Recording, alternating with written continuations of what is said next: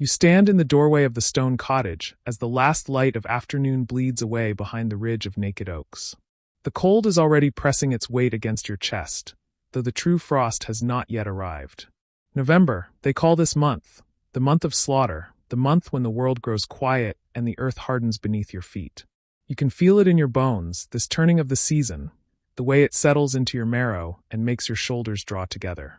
The air smells of wood smoke and earth, and somewhere down the valley a dog barks once, twice, then falls silent. Inside, the cottage waits. It is not large, few are, in this year of our Lord 1317, but it holds within its walls the accumulated warmth of generations. The stones themselves seem to remember summer, though they release that memory slowly, grudgingly, as if they know how long the winter will be. Your feet know the path across the threshold without looking, know the slight dip in the packed earth floor where your mother walked, and her mother before her, carrying water from the well, carrying wood for the fire, carrying the endless burden of survival through the dark months. The hearth dominates the single room, its blackened stones rising against the far wall like a shrine to necessity. It is not burning yet. You have been out checking the animals, making certain the chickens are secure in their shelter, that the pig has enough straw to burrow into when the night deepens. But the coals from morning still hold a faint orange glow beneath the ash. You can see them pulsing there, breathing almost, waiting for your hands to bring them back to life. You cross to the woodpile stacked beside the door, select 3 logs of seasoned oak, their bark loose and dry under your palms. The wood is heavy, solid, dense with the summers it grew through. Oak burns long and steady, holds its heat through the night hours when sleep loosens your vigilance and the cold creeps closer. You have learned this knowledge not from books. There are no books here, only the text of experience written in cold mornings and hungry evenings. But from watching, from doing, from the accumulated wisdom that passes from hand to hand like a precious and invisible inheritance. You kneel before the hearth and set the logs aside. With the iron poker, you stir the ashes gently, carefully, until the coals reveal themselves fully, their cores still bright. You add kindling, small dry twigs gathered from beneath the eaves where rain cannot reach them, and blow softly, steadily, your breath a gift to the sleeping fire. The smoke rises first, sharp and gray, finding its way toward the hole in the roof that serves as chimney. Then a small flame catches, tentative, testing the air, and then another. You feed them patiently, adding larger twigs, then split wood, building the architecture of warmth that will sustain you through the coming night. The fire grows. Its light begins to push back the shadows gathering in the corners of the room, and its heat reaches your face first, then your hands, then slowly begins to fill the space between the walls. You remain kneeling for a moment longer, watching the flames find their rhythm, listening to the soft snap and whisper of burning wood. This sound is the sound of survival. This light is the light that has kept your people alive through 10,000 winters, 100,000 nights. You do not think of it in such grand terms. You think only of tonight, of tomorrow, of making it through to spring. But the truth lives in your body nevertheless. When the fire is strong enough to sustain itself, you rise and turn your attention to the table. It is a simple thing, 3 planks of oak laid across trestles, worn smooth by years of use. On it sits the evidence of the day's labor, a wooden bowl, a knife with an iron blade and a handle wrapped in leather cord, a clay pitcher of water from the well. The water is cold enough to make your teeth ache, but it is clean and sweet, drawn from deep in the earth where the stone filters out impurity. You pour water into a smaller vessel, a cup carved from ashwood, and drink. The cold spreads down your throat, into your belly, a bright sharp sensation that makes you present, alert, embodied. You set the cup down and wipe your mouth with the back of your hand. Outside, the darkness is thickening. Inside, the fire is becoming a world unto itself, warm and golden and alive. Now comes the question that underlies every evening of every winter that has ever been. What will you eat tonight to withstand the cold? The answer is not simple, though the ingredients themselves are humble. The answer is layered with knowledge and necessity, with the season's demands and the body's wisdom. In summer, you might eat lightly, bread and cheese, perhaps some greens from the garden, berries if you are fortunate. But winter requires something more. Winter requires substance, requires heat that will build in your belly and radiate outward, that will sustain you through the long night when the temperature drops and the wind finds every crack in the walls, every gap in the shutters. You move to the shelves built into the wall beside the hearth. Here, in the warmest part of the cottage, you keep the stores that must not freeze. The crock of lard rendered from the pig slaughtered 3 weeks ago, the sealed jar of honey bought from the beekeeper in the village, the precious bundle of salt wrapped in cloth. On a lower shelf sit the turnips and onions, their papery skins rustling softly when you move them. In a basket hang from a rafter, out of reach of mice, are the dried herbs gathered in summer, thyme and sage, fennel and parsley. Their scent faint but still present, a memory of green and growing things. Your hand moves almost without conscious thought, selecting ingredients with the assurance of long practice. 2 turnips, their weight solid in your palm. 1 onion, its outer layers the color of old parchment. A handful of dried peas from the sack in the corner, their surfaces wrinkled, but their insides still sound. You carry these to the table and begin to prepare them, your knife moving in the familiar motions that your hands have performed countless times before. The turnips require peeling. You work carefully, removing the tough outer skin in long curling strips that fall onto the table, revealing the pale flesh beneath. The smell that rises is earthy and slightly sweet, a clean vegetable scent that speaks of the ground they came from. You cut them into chunks, not too small, they will need to hold their shape as they cook, and place them in the wooden bowl. The onion comes next. When you slice through its layers, your eyes begin to water, a reflexive tears that blur your vision slightly and make you blink. You have never understood why onions do this, why they defend themselves even after they have been pulled from the earth and stored in your cottage. But it is a small price to pay for the flavor they will give, for the way they will sweeten and soften in the heat. You gather the cut vegetables and carry the bowl to the hearth. Hanging from an iron hook driven into the stone is your cooking pot, a vessel of fired clay with a rounded bottom and a narrow mouth.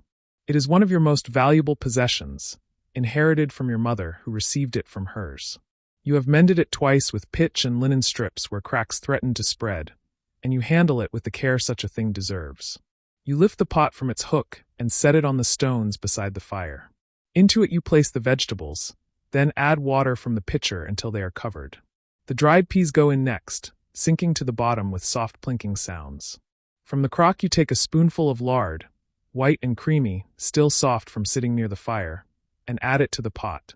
The fat will enrich the broth, will give it body and substance, will provide the fuel your body needs to generate heat through the night. Salt next. You unwrap the cloth carefully, take a pinch between your fingers, and sprinkle it over the water. Salt is expensive, more valuable than you like to consider, but it is also necessary. It draws out flavor, preserves, sustains. You use it sparingly but without hesitation. From the hanging herbs you pull a few sprigs of thyme, their tiny leaves still clinging to the stems, and add them to the pot as well. Now comes the work of heating. You position the pot on a flat stone you have placed among the coals, close enough to the fire for the heat to reach it, but not so close that the flames will crack the clay. Almost immediately you can hear the faint ticking sound of the clay expanding, adjusting to the temperature. You settle back on your heels and watch, waiting for the first small bubbles to appear on the surface of the water. The light has nearly gone from the window now. What remains is a deep blue-gray glow, the color of winter twilight, that makes the firelight seem even more golden by contrast. You rise and move to the window, pulling the wooden shutters closed and sliding the bar into place to secure them. The room becomes smaller, more contained, a shell of warmth surrounded by the vast cold darkness of the world. You return to the fire and lower yourself onto the bench you keep beside it, a simple seat worn smooth by use.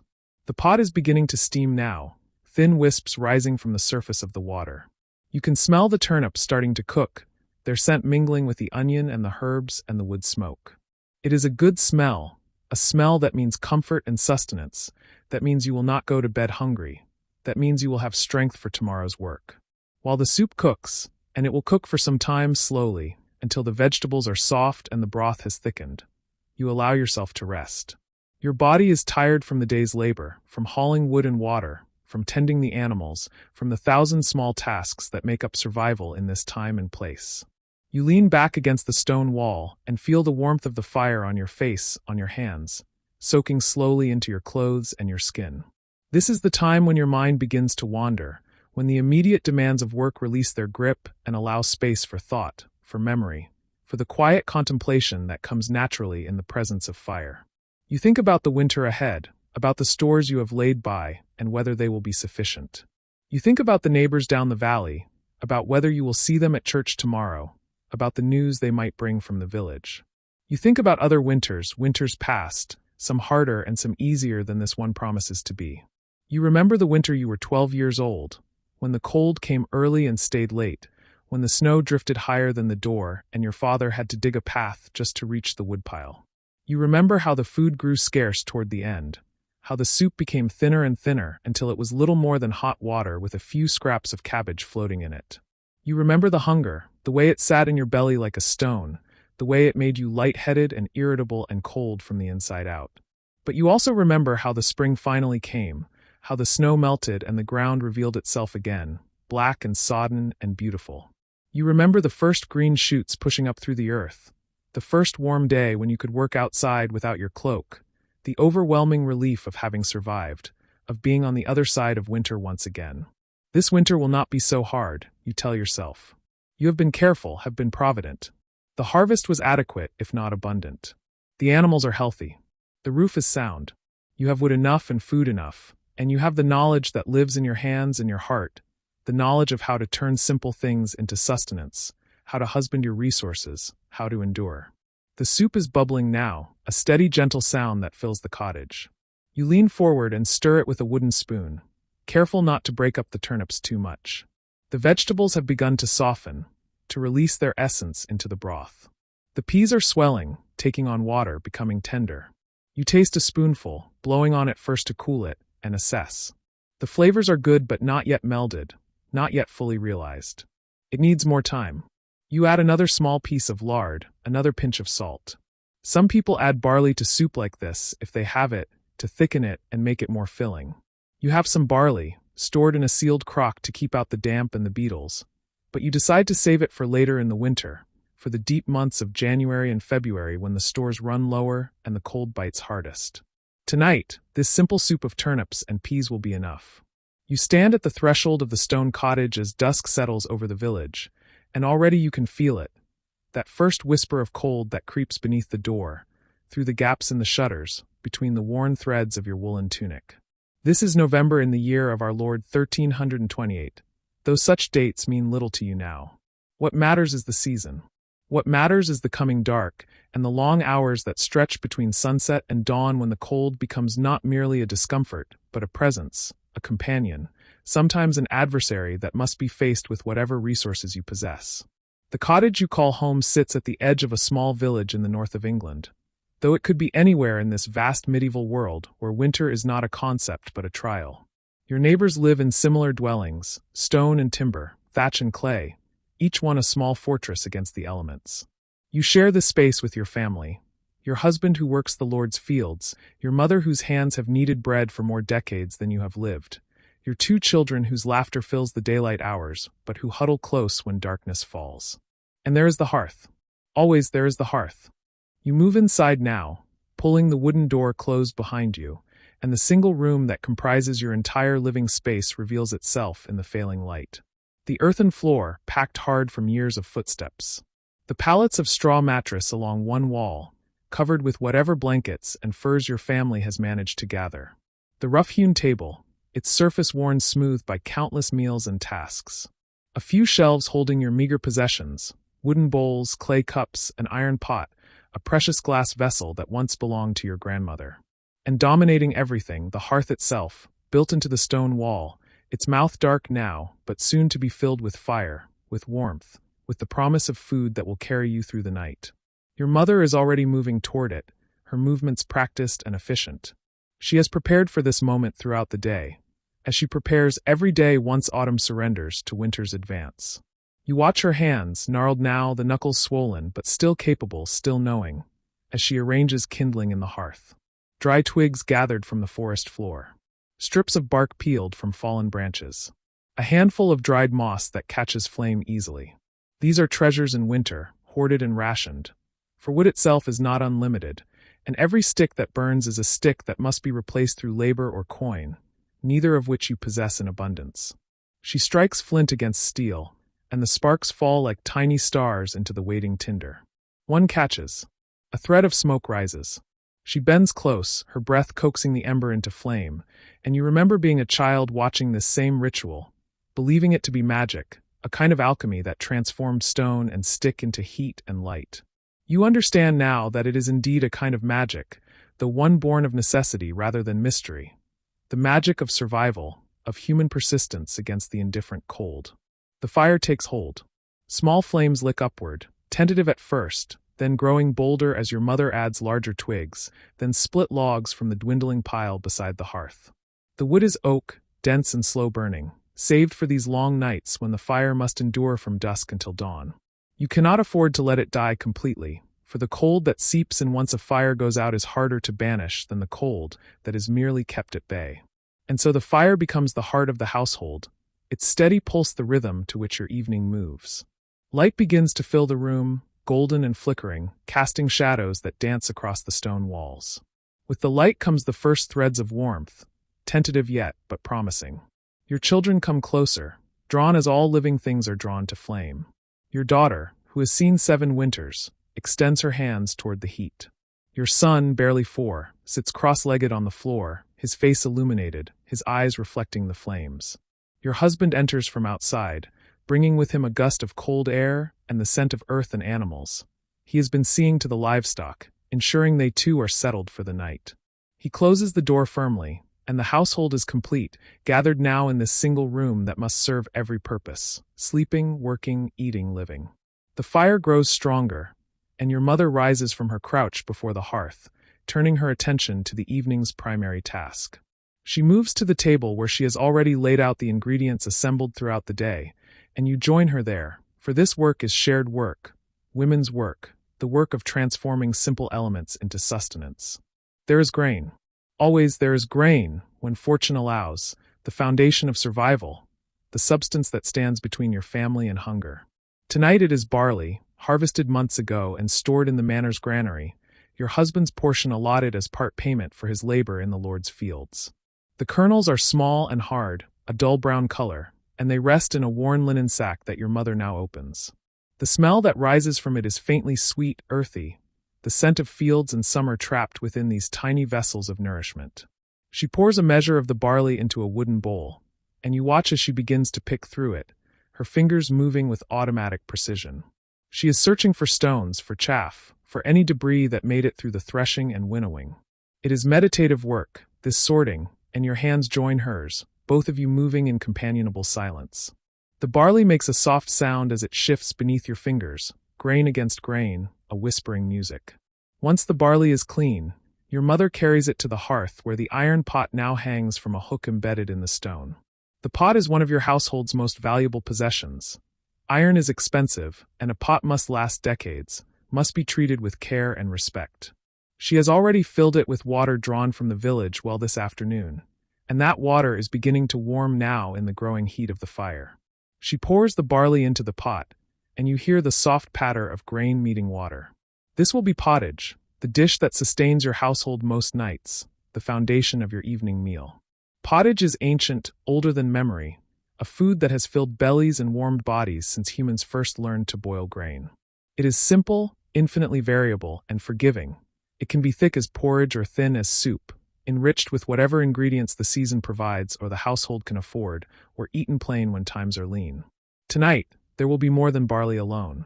Your mother reaches for an onion, one of several hanging in a net from the rafters.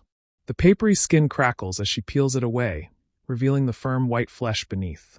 The smell that rises as she chops it on the scarred wooden cutting board is sharp, almost harsh, bringing tears to your eyes, but it is a good smell, a promising smell. Onions keep well through winter, and they add savor to even the simplest dish. The pieces fall from her knife in uneven chunks. There is no need for precision here, no aesthetic concern, only the practical matter of breaking the vegetable into pieces small enough to soften in the pot. The onion joins the barley. Your mother stirs the pot with a long wooden spoon, darkened with age and use. The water is warmer now, wisps of steam beginning to rise from its surface. The barley kernels bob and drift in the gentle current created by her stirring. You move to the shelves and retrieve a small leather pouch. Inside is salt, coarse and gray, purchased at considerable expense from the merchant who passes through the village for times each year. Salt is precious, a preservative, a seasoning, a necessity for life itself. You take a small pinch, careful not to waste a single crystal, and add it to the pot. The grains dissolve instantly, disappearing into the water, but their presence will permeate everything, transforming blandness into flavor, making the meal something to be savored rather than merely endured. There are dried herbs as well, gathered last summer when the fields and forests offered their bounty freely. Your mother reaches for a bundle hanging from a nail driven into the wall. Thyme, its leaves now brittle and brown but still potent with fragrance. She crumbles some between her palms, and the scent rises sharp and green, a memory of warmth and sunlight, of long days that seemed as if they would never end. The herbs fall into the pot like tiny leaves of dried parchment. The fire crackles and pops, and your husband adds another log, adjusting the others with the iron poker that leans against the hearth. The heat is building now, spreading outward in waves, and you feel it against your face and hands. The coldness that clung to you when you stood at the threshold is beginning to retreat, pushed back by flame and human effort. This is the eternal exchange of winter nights. Fuel transformed into warmth, labor into comfort, though the comfort is always temporary, always requiring renewal. The pottage will take time to cook, an hour or more, the barley slowly softening, the flavors melding and deepening. While it simmers, there is other work to be done, other preparations to make. You turn your attention to bread, for bread is the other pillar of the evening meal, the companion to whatever comes from the pot. The dough was prepared this morning, before the day's other tasks claimed your attention. You mixed flour, wheat when fortune smiles, though often it is barley or rye or some combination of whatever grains are available, with water and a pinch of the precious salt and a piece of leaven saved from the previous baking. You kneaded it until your arms ached, folding the dough over and over upon itself, feeling it transform beneath your hands from a shaggy, rough mass into something smooth and elastic, alive with the invisible forces that would make it rise. All day the dough has rested in its wooden bowl, covered with a damp cloth, fermenting slowly in the cool air of the cottage. Now you uncover it and see that it has grown, expanded, the surface domed and taut. You press a finger into it, and the dough yields, then slowly springs back. It is ready. You turn the dough out onto the table, which you have dusted with a handful of flour. The dough is soft and slightly sticky, and it clings to your fingers as you begin to shape it. This is familiar work you have done thousands of times, work your mother taught you as her mother taught her, back through generations of women whose names you do not know, but whose knowledge lives in your hands. You divide the dough into portions, each one enough for a single loaf. Your family will eat one tonight, perhaps two if hunger is sharp and the day's labor was hard. Any remaining loaves will keep for several days, growing harder each day but still edible, still nourishing, still worth having. You shape each portion into a round, working the dough with the heels of your hands, creating tension on the surface that will help it hold its shape as it bakes. The loaves rest on a wooden board while the fire is prepared for baking. Your husband uses the poker to push the burning logs to the back of the hearth, then sweeps the floor of the firebox with a damp bundle of straw tied to a stick. The stone floor of the hearth is scorching hot now, heated by hours of fire, and it is upon this stone that the bread will bake. You dust the bottoms of the loaves with flour to keep them from sticking, then carefully transfer them to the hearth floor using a long flat paddle of wood. The heat is intense, radiating upward in shimmering waves, and you work quickly to avoid burns. The loaves sit in a row, pale against the dark stone, and you use the edge of a knife to cut a simple cross into the top of each one. This serves a practical purpose. It allows steam to escape so the bread does not burst as it bakes. But it is also a blessing, a small prayer in the form of a symbol, asking that this bread sustain and strengthen all who eat it. Your mother places a large iron dome over the loaves, a cover that traps heat and creates a kind of oven within the hearth. Your husband pushes some of the hot coals closer, banking them around the edges of the dome. The bread will bake slowly in this indirect heat, the crust gradually browning, the interior transforming from soft dough into firm, edible bread. The cottage is warm now, genuinely warm for the first time since the sun disappeared below the horizon. The fire burns steadily, consuming wood and air, producing heat and light and smoke that rises through a small opening in the roof. The smoke carries with it the mingled scents of burning oak, simmering pottage, baking bread, the signature fragrance of habitation, of human life persisting against the wilderness of cold that waits beyond these walls. You sit at the table, and your mother sits across from you. Your husband settles onto a low stool near the fire, holding your son in his lap. Your daughter leans against your side, and you rest your hand on her head, feeling the warmth of her scalp, the silky texture of her hair. For a moment, no one speaks. The fire talks instead, its voice a constant shifting murmur of crackle and hiss. The pot over the fire bubbles gently, its contents beginning to thicken. This is the waiting time, the interval between preparation and eating, when the work is done but the reward has not yet come. It is a peaceful time, a time when the family gathers not out of necessity, but simply because there is nowhere else to be, nothing else to do but wait and be warm and be together. Your mother breaks the silence, her voice low and soft, beginning to tell a story. It is a story you have heard before, many times, but that does not diminish it. She speaks of her grandmother, who lived in this same village, who perhaps even lived in this very cottage, though the details have blurred with time. She speaks of a winter long ago, when the snow fell so deep that the doors could not be opened, when families tunneled through drifts to check on neighbors, when the cold was so severe that ale froze in its barrels and birds fell dead from the sky. But it is not a tale of tragedy, though hardship threads through it. Rather, it is a tale of resilience, of how the people endured, of how they shared what they had, of how they kept their fires burning and their families fed. She tells of the communal oven in the village, fired on certain days when enough households had bread to bake, how the women would gather there, how the warmth and companionship made even the coldest days bearable. Your children listen, rapt, though your son is beginning to drowse against his father's chest. Your daughter's eyes are wide, reflecting the firelight. These stories are their inheritance, the oral history that connects them to the past and prepares them for the future. They are learning, though they do not know it yet, how to endure, how to find comfort in small things, how to make a life in a world that offers no guarantees. The story ends, and another silence falls, this one deeper, more contemplative. Your mother rises to check the pottage, stirring it slowly, tasting a spoonful, nodding approval. The barley has softened now, each kernel plump and tender, the liquid reduced to a thick, savory broth. She adds a final pinch of some dried green, parsley perhaps, or the last crumbling leaves of summer sage, and stirs once more. Your husband lifts the iron dome from the hearth, using a thick cloth to protect his hands from the metal. Beneath it, the loaves have transformed. Where they were pale and soft, they are now golden brown, the crusts firm and crackled. The crosses you carved now opened into valleys that reveal the steaming interior. The smell that rises from the fresh-baked bread is profound, complex, yeasty and sweet and slightly sour.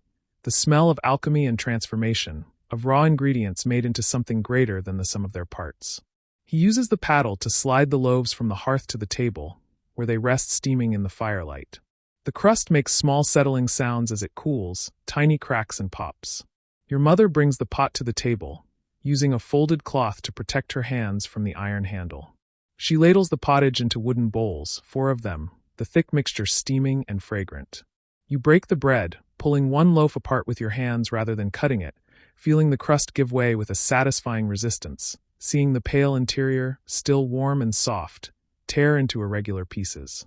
The heat rises from the broken loaf, and you feel it against your palms. You distribute the pieces, everyone receiving a portion, and you place a piece in each bowl of pottage, where it begins immediately to soak up the savory liquid. This is the meal. This is what you have worked toward, what the day's labor has built toward. Barley pottage and bread, simple beyond measure, yet sufficient. You eat slowly, savoring each spoonful, feeling the warmth spread through you from the inside now, joining the warmth that radiates from the fire. The pottage is thick and filling, the grain tender, the broth rich with the flavor of onion and herbs and salt. The bread is dense and satisfying, its slight sourness complementing the pottage perfectly. Your children eat hungrily, and you watch them with quiet satisfaction. They will sleep well tonight, their bellies full, their bodies warm. They will wake tomorrow to face whatever the day brings, strengthened by this meal, by this warmth, by this simple act of family gathered around fire and food. Outside, the night has deepened. You cannot see it, for the shutters are closed against the cold, but you can feel it, can sense the darkness pressing against the cottage walls. The temperature is dropping as it always does once the sun's influence is completely withdrawn, and frost is forming on the bare ground, on the thatch of the roof, on the skeletal branches of the trees that ring the village. Tomorrow morning there will be ice in the water barrel, and breath will hang visible in the air, even inside the cottage, until the fire is rebuilt to its full strength. But that is tomorrow's concern. Tonight you are warm. Tonight you are fed. Tonight, you sit in the golden circle of firelight with the people you love, and the cold is kept at bay. Your husband brings out a small jug, earthenware stoppered with cork. Inside is ale, brewed in the autumn from the last of the summer barley, fermented with wild yeast and flavored with herbs from the meadow. He pours a small measure into cups, and you each take one. The ale is dark and slightly cloudy, no longer fresh but still good, still wholesome. It is not strong enough to bring drunkenness, just enough to warm the blood a little more, to ease the day's tensions, to add a small note of celebration to the evening meal. You sip, and the ale is cool on your tongue but warm in your throat, yeasty and bitter and faintly sweet all at once. It is a taste you have known all your life, as familiar as bread, as essential to the rhythm of the seasons. In summer, ale quenches thirst better than water, which is often unsafe to drink. In winter, it provides calories and warmth and a small measure of comfort. The meal is finished, but no one moves to clear the table just yet. The fire is still strong, and the warmth is too pleasant to abandon for the cold practicality of washing bowls and storing what little remains of the food. Instead, your mother begins to speak again, this time not telling stories but sharing knowledge, as she does many evenings, teaching you and your children the accumulated wisdom of her years. She speaks of food and winter, of the strategies that keep a household fed when the fields are frozen and nothing grows. She reminds you that what you ate tonight, the pottage, the bread, is the foundation, but there are other foods, other preparations that sustain people through the dark months. She speaks of the cabbages buried in straw in the root cellar, still crisp and edible despite the passing weeks. She speaks of the dried peas hanging in sacks from the rafters, waiting to be soaked and cooked into thick, nourishing soup. She speaks of the smoked fish, purchased at great cost from the traveling merchant, but worth every coin, for it will provide precious fat and flavor through the leanest months. She speaks too of the Lord's woods, where her father once found chestnuts in autumn, gathering them before the pigs could consume them all, roasting them in the fire until they burst, eating them hot and sweet, their flesh like soft bread. She speaks of the mushrooms that appear in certain seasons, though these must be chosen with care, for some bring death rather than sustenance. She speaks of wild greens that appear even in cold months if you know where to look, how to recognize them, how to prepare them so they are tender rather than bitter. Your daughter listens closely, and you know she is storing this knowledge away, building the mental library that will one day make her the keeper of her own household. This is how wisdom is transmitted, not through books or schools, for such things are not for people like you, but through quiet evenings beside the fire, through stories and observations and demonstrations, through the living bridge of memory that connects generation to generation. Your mother speaks of feast days, those rare bright spots in winter's darkness when food is not merely sustenance but celebration. Christmas, when even the poorest households try to have something special. Perhaps a goose if fortune has been kind, or at least a richer pottage made with milk instead of water, thickened with eggs if the hens are laying. Candlemas, when the blessed candles are lit, and there are sometimes sweet cakes made with honey, small and precious. Easter, still far in the future, when winter's grip finally loosens and there are fresh things again, eggs and young greens and the promise of plenty to come. But between those feast days stretch long weeks of simple meals like tonight's, variations on the same themes. Grain and water, transformed by heat. Bread in its countless forms. Vegetables when available, meat rarely, milk and cheese when the animals provide it. This is the rhythm of eating, the pattern that has sustained human life in this place for longer than anyone can remember. The fire is beginning to die down now, the logs consumed to glowing coals. Your husband adds another piece of wood, but smaller this time, for the fire need not rage through the night, only persist, maintaining enough warmth to keep the worst of the cold from creeping in. The room is still warm, but there is a sense that the peak has passed, that the slow descent toward morning has begun. You rise and begin to clear the table, carrying the wooden bowls to the small barrel of water that stands in the corner. You will wash them quickly, scrubbing them with a cloth and sand, for cleanliness matters even in this simple household. Your mother wipes down the table with a damp rag, brushing the crumbs into her hand to be saved. Nothing is wasted. These crumbs will go into tomorrow's pottage or be scattered for the chickens. The remaining bread is wrapped in a clean cloth and placed on the shelf. The pot is scraped clean and set beside the fire to dry, for iron must not be left wet or it will rust and weaken. The ale jug is stoppered and returned to its place. The cottage is being prepared for night, for sleep, for the long dark hours when the family will retreat into unconsciousness and the fire alone will stand watch.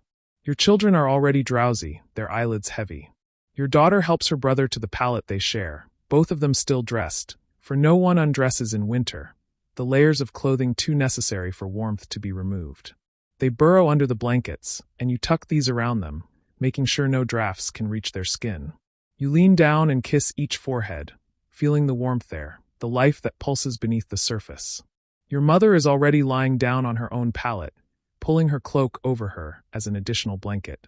Your husband is banking the fire, arranging the coals carefully so they will burn slowly, steadily, preserving heat without consuming too much wood. You join him there for a moment, standing close, both of you gazing into the embers. "We are well," he says quietly, and you nod, understanding all that these simple words contain. You are well. You have food. You have warmth. You have each other. In a world where these things are never guaranteed, where winter is a genuine trial and hunger is always a possibility, this is enough. This is everything. You move to your own pallet, and your husband follows. The straw rustles beneath you as you settle, and you pull the rough wool blankets close. The air is cooler here, away from the fire, and you can feel it on your face, but beneath the blankets your body heat is already creating a small pocket of warmth. Your husband lies beside you, and you feel the solidity of his presence, another source of warmth, another reason to be grateful. The cottage is quiet now, the only sounds the soft breathing of sleeping children, the occasional pop and shift of the dying fire. Darkness fills most of the room, held back only by the faint glow of the coals. You close your eyes and images from the evening drift through your mind. The firelight on familiar faces, the steam rising from the pottage, the golden crust of fresh bread, your mother's hands shaping and stirring and tending. This is winter. This is survival. This is life lived close to the edge, where the margin between comfort and suffering is measured in degrees of temperature, in mouthfuls of food, in the presence or absence of fire. And yet it is not a grim life, not a life of mere endurance. There is warmth here, and not just the physical warmth of the hearth. There is the warmth of family, of shared labor, of knowledge passed down, of small pleasures savored because they are small, because they are not guaranteed, because they must be created through effort and care. Tomorrow will bring new challenges, new cold, new hunger. But tomorrow will also bring the same rituals, the same gathering at the fire, the same transformation of simple ingredients into meals that warm the body and sustain the spirit. And you will face it, as your mother faced it, as her mother faced it, back through the generations, armed with nothing more than fire and food and the determination to continue, to endure, to live. Outside, the wind rises, and you hear it moving through the bare branches, rattling the shutters slightly. But you are inside, you are warm, you are fed, and sleep is coming to claim you. You breathe deeply, feeling your body relax, feeling the day's tensions drain away. The darkness is complete now, but it is not frightening, for you know the fire still lives, small but steady, keeping watch through the night, and when morning comes it will be there, waiting to be fed, waiting to burn bright again, waiting to warm and sustain you through another day, another night, another season of cold. You stand at the threshold between evening and true night, and the cold presses closer now, insistent as a living thing. The fire you have built sits at the center of everything, warmth, safety, sustenance. And around it the rhythm of your meal begins to unfold with the measured deliberation that defines these winter months. You have learned, as everyone in this time and place has learned, that eating in the cold season is not merely about satisfying hunger, but about fortifying yourself against the darkness and the chill that would otherwise seep into your very bones. Tonight, as on so many nights before, you reach for the pot that has been simmering since late afternoon, its contents thickening into something substantial enough to hold heat within your body through the long hours ahead. The pottage you have prepared is unremarkable by any standard except the one that matters most. It will sustain you. You have added to the barley base whatever vegetables remained after the autumn harvest. Some turnips, their white flesh gone slightly soft but still sweet when cooked long enough. A handful of dried peas that you soaked this morning in cold water drawn from the well, and the last of the winter cabbage, its outer leaves darkened by frost but the heart still firm and pale green in the firelight. You stir the pot with the long wooden spoon your father carved years ago, its handle worn smooth by countless hands, and you watch as the thick mixture moves heavily against the sides of the iron vessel. Steam rises in wavering columns, carrying with it the earthy scent of grain and root vegetables, and you lean forward slightly, letting the warmth touch your face. This moment, this simple act of standing before a pot of hot food while winter presses against the walls, contains within it a kind of profound comfort that you have come to recognize as essential to surviving these months. The bread you baked 2 days ago sits on the table behind you, and you turn to tear a piece from the dark loaf. Its crust hard enough that you must use both hands and some force to break through. The interior is dense, almost heavy, made from a mixture of rye and whatever wheat you could afford after paying the miller his portion. It is not the fine white bread you have heard exists in manor houses and monasteries, but it is yours, and when you hold it close to the fire for a moment, warming it before dipping it into the pottage, it becomes something close to luxurious in its own humble way. You think about the neighbors you passed earlier today, the family 3 houses down the lane whose children always seem to have runny noses, and whose fire never seems quite adequate to the task of heating their smaller dwelling. They too will be eating something like what you eat tonight, perhaps with less meat, perhaps with more water to stretch the grains further. But the essential pattern remains the same across this village, and across countless villages like it. When darkness comes and cold settles over the land like a heavy blanket, people gather around fires and eat foods designed not for pleasure, though pleasure sometimes comes, but for endurance. The small piece of bacon you managed to purchase from the butcher last week hangs from a hook near the hearth, and you cut a thin slice from it now, adding it to your bowl of pottage. The fat melts into the thick mixture, spreading tiny golden circles across the surface, and the taste, when you bring the wooden spoon to your lips, carries with it a richness that transforms the simple vegetables and grain into something that feels, for a moment, abundant. You know that this piece of bacon must last through many more meals, that you cannot be profligate with such a resource, but tonight you allow yourself this small addition, this enhancement that makes the cold seem slightly less formidable. Around you, the house settles into its evening sounds. The creak of timbers contracting in the cold, the occasional pop from the fire as sap trapped in wood releases itself in tiny explosions, the wind moving around the eaves like an animal seeking entrance. You have stuffed rags into the gaps around the door and hung an old blanket across the window opening to keep the worst of the drafts at bay. But still the cold finds its way in, reminding you constantly of its presence, its patient determination to reclaim all warmth for itself. You remember your grandmother telling you, when you were young enough to believe that summer lasted forever, about the winters of her youth, when snow fell so deep that people could not leave their homes for days at a time, when they survived on whatever they had stored and whatever creativity they could bring to the limited ingredients available to them. She spoke of making soups from bones that had already been boiled twice before, of grinding dried peas into flour when grain ran low, of mixing sawdust with what little flour remained to make it stretch further, though she always added quickly that the sawdust made the bread taste of trees and gave everyone splinters in their mouths, so it was a measure of last resort, a thing done only when true hunger threatened. Tonight you are not hungry in that desperate way, not yet, though the winter is long and spring remains a distant promise. Tonight you have pottage and bread and a sliver of bacon, and these things, combined with the fire's heat, create a pocket of sufficiency within the larger darkness. You eat slowly, letting each spoonful sit in your mouth long enough to extract all possible warmth and nourishment before swallowing. This is not a meal to be rushed. This is sustenance measured out with the same careful attention you give to rationing firewood, to managing the stores in your small cellar, to counting the weeks until the world softens again and green things begin to grow. The ale in the jug beside you is thin, brewed from the last of the autumn barley and without enough honey to give it much sweetness, but it is safe to drink and it carries a small measure of warmth in its own right. You pour a cup and sip it between bites of pottage-soaked bread, and the combination fills your stomach with a gentle weight that begins, gradually, to radiate heat outward through your body. This is what the evening meal is meant to do in winter. Not merely to feed, but to stoke the internal fire that keeps you alive when the external world offers only cold and darkness. You think about the manor house on the hill, visible from the village common on clear days, and you wonder idly what they eat there on nights like this. You have heard stories, of course. Everyone has heard stories about the feasts of the nobility, about roasted meats and fine white bread and wines brought from distant places. But you have also heard from those who have worked in such houses that even the wealthy feel the cold, that even they must think carefully about supplies through winter, that the difference between your table and theirs is one of degree rather than kind when January deepens and February stretches ahead like an endless gray tunnel.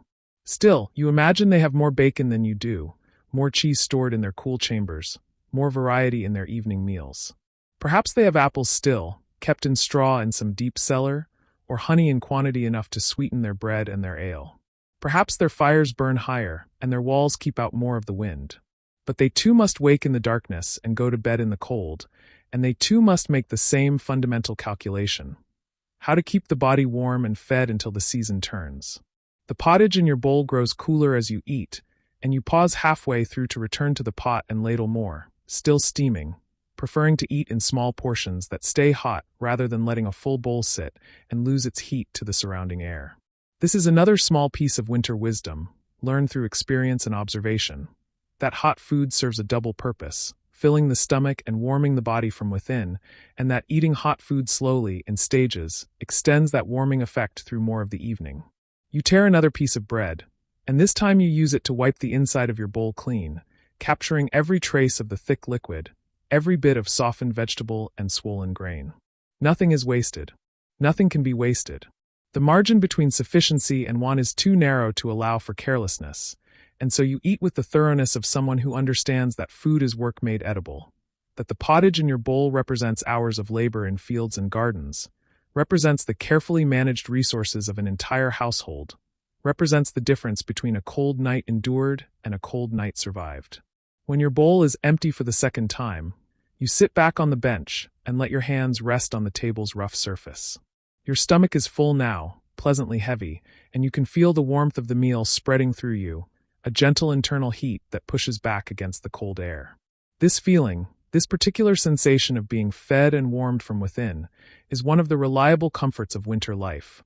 A small victory against the season's harshness that you can achieve every evening if you plan carefully and ration wisely. The fire needs another log, and you rise to add one, choosing a piece of oak that will burn slowly and steadily rather than the quicker-burning birch. The log settles into place with a soft thump, sending up a brief shower of sparks that rise toward the smoke-darkened rafters before winking out. You watch the new wood begin to catch, seeing the flames lick along its edges, hearing the faint hiss as trapped moisture turns to steam.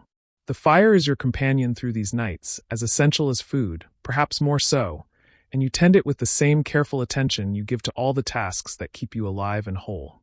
You think about the cheese wrapped in cloth and stored in the coolest corner of the house, and you allow yourself a small piece now, cutting it with your eating knife and placing it on a bit of bread. The cheese is hard, almost crumbly, made from summer milk and aged through autumn into something that will keep through winter without spoiling. Its taste is sharp and complex, carrying within it the memory of green pastures and warm days. And you chew it slowly, savoring the way it contrasts with the blander pottage, the way it adds another layer of richness to the simple meal. This is abundance, you think, though the word seems almost too grand for what you have before you. But it is your abundance, earned through labor and planning and care, and it is enough. It is enough to keep you warm tonight, enough to let you sleep without your stomach crying out for food, enough to carry you through to tomorrow when you will wake and begin again the endless work of staying alive through winter. You have heard travelers speak of southern lands where winter is a gentler thing, where snow rarely falls and people do not need to spend half the year preparing for the other half. You have tried to imagine such places, but they seem as distant and implausible as the stories of paradise that the priest sometimes tells. Your world is here, in this village, in this house, with this fire and this meal, and it is a world shaped entirely by the rhythms of season and the requirements of survival. The evening wears on, and you prepare the last element of your night meal, a cup of warm milk, heated carefully at the fire's edge so that it does not boil and curdle. You have only a small amount of milk, brought this morning from the cow you share with 2 other families, but warmed and sipped slowly, it becomes a final gesture of comfort before bed, a liquid warmth that settles in your stomach and seems to reach even your fingers and toes with its gentle heat. You hold the cup in both hands, feeling the clay's warmth against your palms, and you drink in small sips that barely cool the milk before the next mouthful.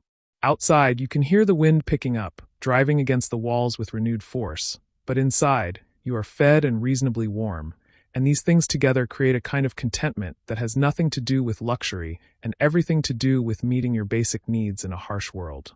You think about tomorrow's meals as you finish the milk, already planning how you will use the remaining pottage for the midday meal, how you will perhaps make a different soup tomorrow night using the dried mushrooms you gathered last autumn and some of the onions from the small store in the cellar. The mental work of planning meals, of managing resources across time, is as constant as the physical work of preparing and eating them, and it occupies a significant portion of your thoughts during these winter months when so much depends on making what you have last until spring releases its grip and abundance, real abundance, returns to the land. The fire has burned down to a steady bed of coals, glowing red and orange in the dimness, and you know that soon you will need to bank it carefully for the night, covering the coals with ash to preserve them, so that you can restart the fire in the morning without having to resort to flint and steel. But for now, you sit in the fire's circle of warmth, your stomach full, your body heated from within by the food you have eaten, and you allow yourself a moment of simple gratitude for these small comforts that make endurance possible. You remember a conversation with a traveling merchant last autumn, just before the weather turned, when he spoke of cities to the south where people could buy prepared food from vendors in the streets, where meals could be had without the constant labor of preparation and preservation. The idea seemed fantastical to you then, and it seems even more so now, here in the depths of winter when every bite of food represents so much work, so much careful planning and management. How strange it must be, you think, to live in a place where food is always available, where winter does not dominate half the year, where eating is not a calculated act of survival. But this speculation is idle, a way of occupying your mind as the evening deepens into night. Your reality is here, in this time and place, where winter rules with absolute authority, and where eating at night means consuming foods specifically chosen and prepared to generate and maintain heat, to provide the fuel your body needs to survive until morning when the work of survival begins again. You rise and move to the small shelf where you keep your few precious stores, and you take down a clay jar sealed with wax. Inside are dried apple slices, leathery and dark, saved from the autumn harvest and rationed carefully through the winter. You allow yourself 2 pieces, placing them in your mouth and chewing slowly, letting the concentrated sweetness spread across your tongue. The apples taste of summer, of warm days and abundant orchards, and though they are only dried fruit, they carry with them a reminder that winter is not permanent, that the wheel turns and seasons change in one day. Not soon, but eventually, warmth and green things will return. This is the final element of your night meal, this small sweetness at the end. And when you have finished the apple slices, you return to the bench before the fire and sit in the quietness that has settled over the house. Your body feels heavy now, well-fed and warm, ready for sleep but reluctant to leave the fire's comfort for the cold bed that waits in the far corner of the room. You think about your ancestors who lived through winters in this same place, who sat before fires like this one and ate foods like these, who made the same calculations about rations and fuel, who knew the same cold and the same small comforts. There is a continuity in this, a sense of connection to all the people who have done what you are doing, who have survived winter by being careful and resourceful and stubborn in the face of hardship. You are part of a long line of survivors, and the meal you have eaten tonight is the same meal, in essence, that they ate, prepared with the same care and consumed with the same purpose. The night is full dark now beyond your walls, and the cold has deepened to the point where you can see your breath when you move away from the fire. But you have done what needs to be done. You have eaten foods designed to sustain you through the cold hours ahead. You have pottage thick with grains and roots, bread made from the autumn's harvest, bacon to add richness and fat, cheese for sharpness and variety, warm milk for comfort, and dried apple for a moment of sweetness. These things together constitute your defense against winter, your assertion of survival in the face of a season that cares nothing for your continued existence. You bank the fire carefully, using the iron poker to spread the coals evenly, and then covering them with a layer of fine ash that will keep them alive but not burning, preserving the heat for tomorrow's rekindling. The process is familiar, practiced, and you do it without conscious thought, your hands knowing the movements from years of repetition.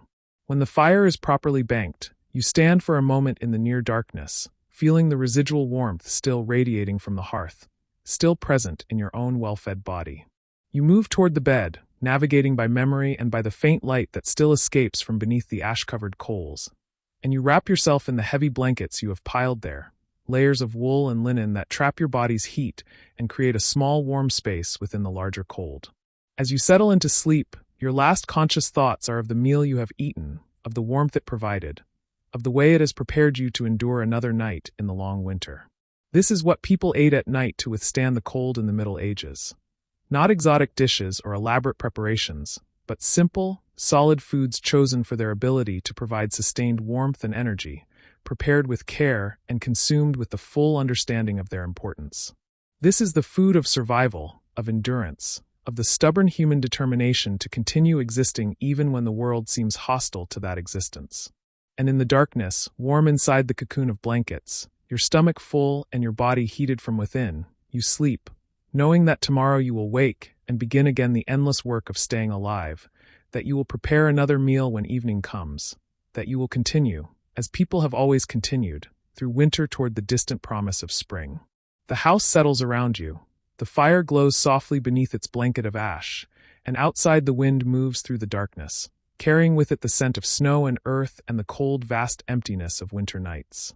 But inside, you are fed and warm and alive, sustained by the simple foods that have sustained your people through countless winters, and that will sustain you through this one, and through all the winters still to come. You wake in darkness to the sound of your own breath, and for a moment you cannot tell whether you are rising into the night or sinking deeper into sleep. The cold presses against the shutters with a patient insistence, the kind of cold that has settled into the valley for the duration, that will not lift until spring softens the frozen earth. Your hand reaches instinctively for the wool blanket, pulling it closer, and you listen to the house around you. The faint creak of timber contracting, the whisper of wind finding its way through invisible gaps, the occasional pop from the banked fire below. It is the 3rd hour past midnight, perhaps, or the 4th. Time moves differently in winter darkness, stretching and compressing according to its own logic. Your stomach tightens with a familiar emptiness, not the sharp pang of true hunger, but the hollow ache that comes from cold settling into your core. You have learned to recognize this sensation, to understand that the body in winter burns its fuel faster, that the night demands sustenance in ways the summer darkness never does. You rise slowly, careful not to disturb your wife sleeping beside you, her warmth a small mercy in the cold room. Your feet find the floor, and the chill shoots up through your legs despite the thick woolen hose you wear even to bed. You wrap a heavy cloak around your shoulders and make your way toward the ladder leading down to the main room, where the fire still holds a dim glow beneath its blanket of ash. The house is not entirely dark. Through the crack beneath the door you see the faint flicker of firelight from the main room, and you realize with a mixture of relief and curiosity that you are not the only one awake. Descending the ladder, you find your mother seated on the bench nearest the hearth, a shawl wrapped around her shoulders, her hands busy with something you cannot yet see. She looks up as your feet touch the packed earth floor, and her expression shows no surprise, only the quiet acknowledgement of shared necessity. "The cold woke you," she says, "and it is not a question." You nod, moving closer to the fire. She has uncovered the coals and added small pieces of wood, just enough to coax warmth and light without consuming too much of the winter's supply. The firelight plays across her weathered face, casting shadows that deepen the lines around her eyes and mouth. In her lap rests a small pot, and beside her on the bench sits a wooden cup and the familiar clay jar that holds the household's supply of honey. "I was about to heat milk," she says. "There is enough for both of us." You settle onto the bench beside her, grateful for the companionship and the promise of warmth. She rises and moves to the cold corner where the earthenware vessels are kept, returning with a pitcher of milk that has been stored in the coolest part of the house. In winter, this is simple enough. Anywhere away from the fire serves as a larder. She pours a measure into the pot and sets it carefully on the edge of the fire, positioning it where the heat will be gentle and even. "Your father's mother taught me this," she says, her voice low and contemplative. "When I first came to this house as a bride, I did not understand winter the way she did. I came from a town, you see, where we could purchase bread at any hour, where the baker's ovens never cooled. Here, she taught me, you must think ahead. You must prepare for the night as carefully as you prepare for the day. You watch the milk begin to warm, tiny bubbles forming at the edges of the pot. Your mother reaches for the honey jar, unscrewing the wooden lid with practiced ease. The honey inside has crystallized partially, as honey does in the cold, becoming thick and pale. She dips a wooden spoon into it, pulling up a golden mass that catches the firelight. Honey and warm milk," she continues, "was what she gave me on my first winter night here. I remember lying awake, listening to sounds I did not recognize, the wind in the thatch, the animals shifting in their stalls below, the timbers settling. I was cold in a way I had never been cold before, a chill that seemed to come from within as much as without. She brought me warm milk with honey and sat with me while I drank it, and she told me about the winters she had survived, about the knowledge that had been passed to her. The milk begins to steam, releasing its sweet, faintly grassy scent into the cold air. Your mother lifts the pot from the fire using a folded cloth and pours half into the wooden cup, then adds a generous spoonful of honey, stirring until it dissolves into golden swirls. She hands the cup to you, and you wrap both hands around it, feeling the warmth seep into your palms, your fingers, traveling up your arms. You sip slowly, and the liquid fills your mouth with sweetness and warmth. It coats your throat, settles into your stomach, and almost immediately you feel something shift. Not just the physical warmth, but a sense of being tended to, cared for, connected to something larger than this moment. This is not merely sustenance. This is ritual, inheritance, love made tangible. Your mother pours the remaining milk into another cup and adds honey for herself, then settles back onto the bench beside you. For a time you sit in silence, drinking slowly, watching the fire breathe and shift. The cold beyond the walls seems less intrusive now, held at bay not just by the physical warmth, but by the sense of sufficiency, of having what you need. In the year of the great cold, your mother says eventually, "When I was a girl, my grandmother told me that whole families would wake together in the night. They would gather around the fire and eat whatever could be prepared quickly, porridge, warm milk, bread soaked in broth. It was not about hunger," she said. "It was about surviving until morning." The cold that year killed many people, the old, the very young, those who had no stores or no knowledge of how to husband them through the dark months. She pauses, staring into the fire. "My grandmother said you could tell which families would make it through by whether they understood the night. Not just the day, but the night. Whether they kept food that could warm quickly. Whether they knew how to bank a fire so it would last till dawn. Whether they looked after each other when the cold was at its worst." You think about this as you finish your milk, feeling the honey's sweetness linger on your tongue. Around you, the house holds its small pocket of warmth against the vast cold night. Upstairs, your wife and children sleep. In the barn below, the animals rest, their body heat rising through the floor. In houses across the valley, you imagine others are doing the same, waking to cold, tending fires, preparing small sustenance to carry them through. Your mother rises and moves to the shelves where the food is kept. Even in the dim firelight, you can see the organized plenty. The sacks of grain, the hanging bundles of dried herbs, the rounds of cheese wrapped in cloth, the strings of onions and garlic, the clay vessels holding salt and fat and preserved meat. This is the work of autumn, the endless labor of harvest and preservation, all leading to this, the ability to rise in a winter night and find what you need. She takes down a small loaf of rye bread, dark and dense, baked 3 days ago and kept wrapped in linen. With her knife she cuts 2 thick slices, and you notice how careful she is, how precise, wasting nothing. She brings the bread to the fire and sets the slices on the hearthstone, where the residual heat will warm them slightly, taking away the hard cold that makes winter bread difficult to chew. "Your father will be hungry when he wakes for the milking," she says. "He always is these cold nights. The body works harder just to stay warm, and the work of the day on top of that, it requires fuel, constant fuel." She unwraps a portion of the hard cheese from the cold corner, cutting a piece for each of you. The bread has warmed enough now, and she hands you a slice with the cheese balanced on top. You bite into it, tasting the sour density of the rye, the sharp tang of the aged cheese. It is plain food, simple food, but it is exactly what this moment requires. The bread sits heavy in your stomach, substantial, grounding. The cheese adds richness, fat, calories that will burn slowly through the remaining hours of night. Your mother eats her portion in small, deliberate bites, chewing thoroughly. You remember being taught this as a child. To chew well, to eat slowly, to let the body recognize what it is receiving. Food in winter is too precious to rush, too necessary to waste on poor digestion. "When your father and I were first married," she says between bites, "we lived through a winter when the grain stores ran low. Not just for us, but for the whole village. The harvest had been poor, and we had to ration carefully. I learned then how to make a little go far. How to stretch a meal. How to feed people not just their portion, but their hope." She breaks off a small piece of bread and holds it between her fingers, studying it in the firelight. "Every night that winter, I made sure there was something warm to eat if anyone woke cold. Even if it was just hot water with a little barley stirred in, or bread soaked in milk, or broth from bones we had already boiled twice before. Because the thing that breaks people in winter is not just the hunger or the cold. It is the feeling that there will never be enough, that the darkness will never end, that spring is a story we tell ourselves but not a promise we can trust."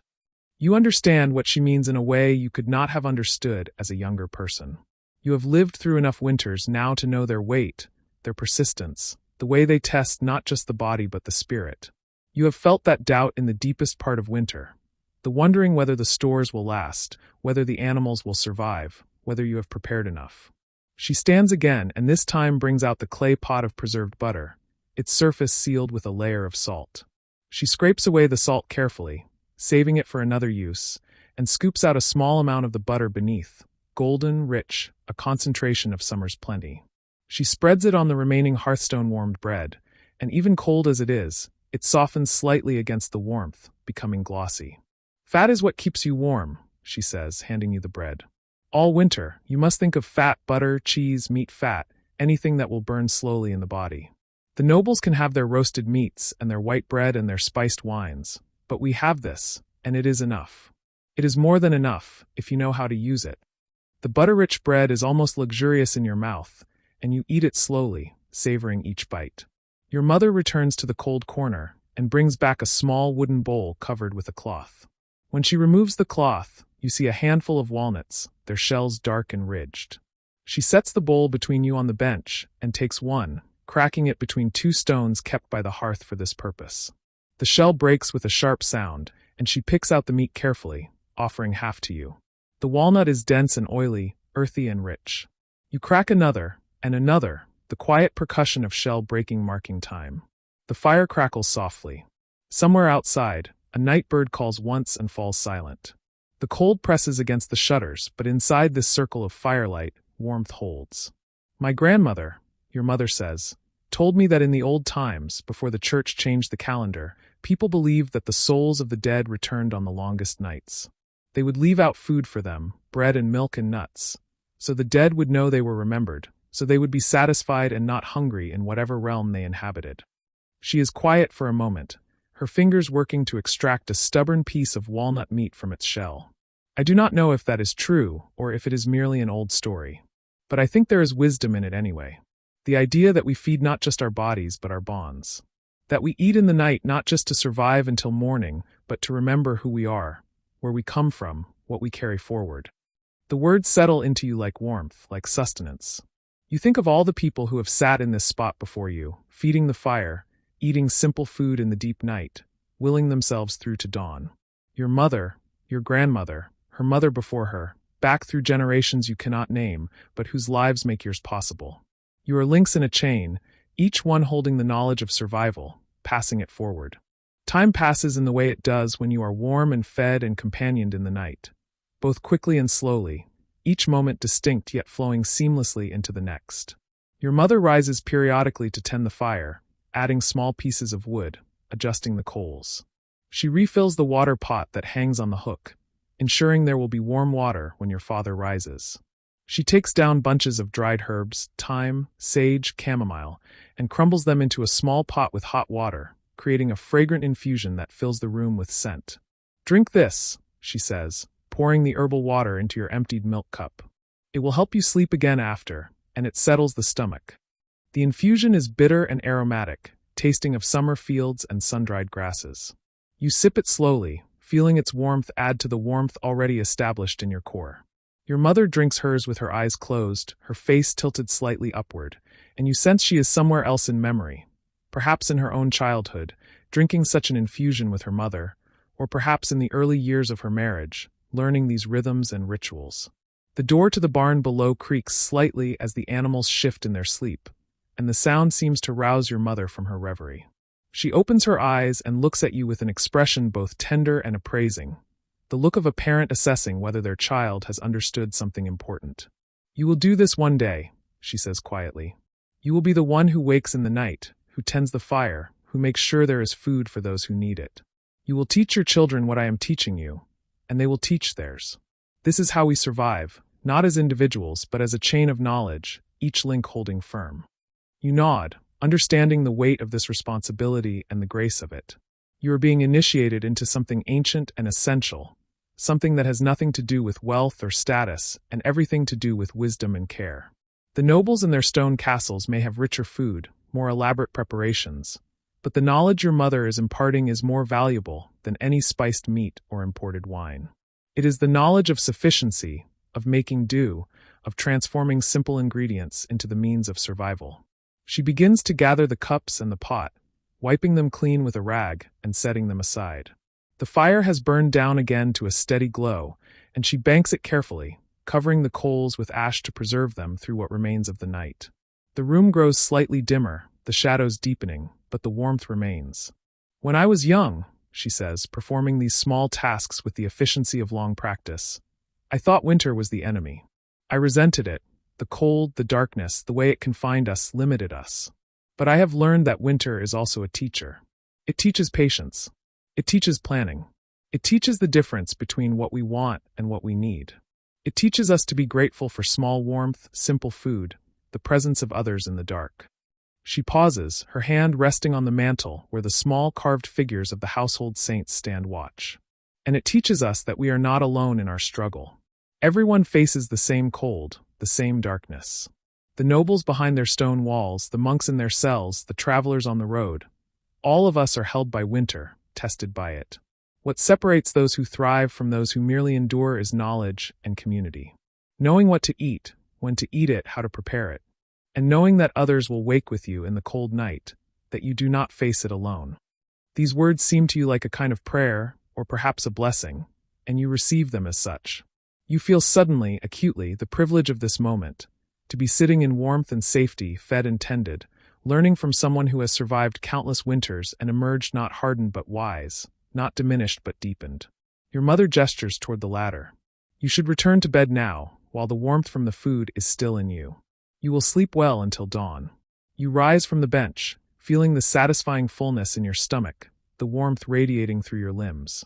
The cold of the upper room will be less intrusive now, less capable of reaching your core. You have been fortified, armored against the night by simple food and simpler wisdom. Before you climb the ladder, you turn back to your mother.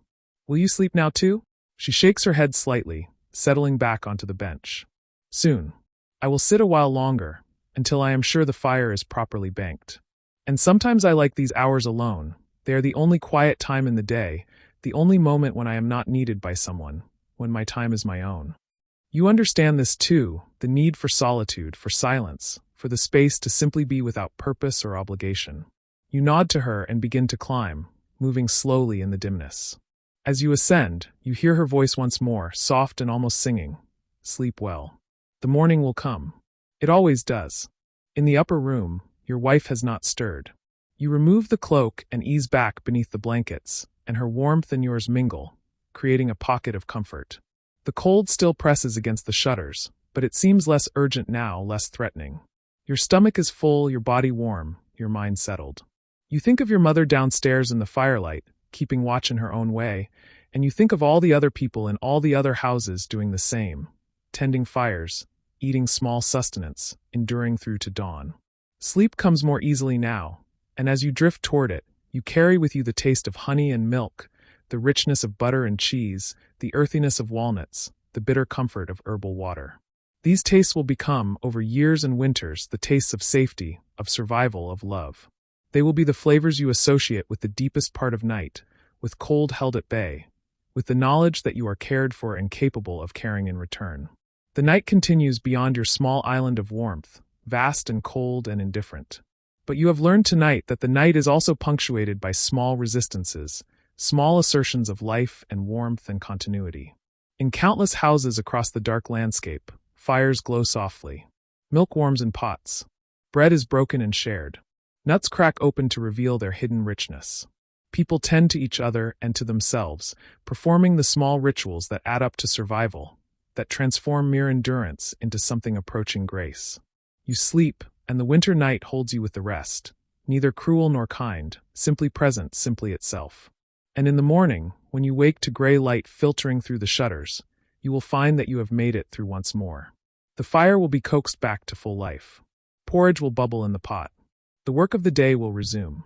But you will carry with you the memory of the night, the warmth of food taken in darkness, the wisdom shared beside the fire, the unbroken chain of knowledge that links you to all who came before and all who will come after. This is what people ate at night to withstand the cold in the Middle Ages. Not just the food itself, but the meaning embedded in it, the care that prepared it, the knowledge that guided its use. They ate warm milk sweetened with honey to comfort body and spirit. They ate dense rye bread and sharp cheese to anchor themselves against the cold. They ate rich butter and oily nuts to fuel the body's constant work of generating warmth. They drank herbal infusions to settle and soothe. And in eating these simple things, they ate connection, continuity, survival, hope. The night that seemed so long is already beginning to pale at its edges. Soon your father will wake and descend to begin the milking. Soon your children will stir and call for their breakfast. Soon the house will fill with the noise and activity of day. But for now, in these last moments before dawn, you rest in the warmth you have cultivated, in the fullness you have achieved, in the knowledge you have received. The cold night will return tomorrow, and the night after, and for many nights through the long winter still ahead. But you know now what to do when it wakes you, how to tend yourself and others, how to transform simple ingredients into sustenance and comfort. You know the value of warm milk and honey, of bread and butter, of nuts cracked by the fire, of herbal water sipped in silence. You know the importance of knowledge passed down, of wisdom shared, of the small rituals that make survival possible and bearable.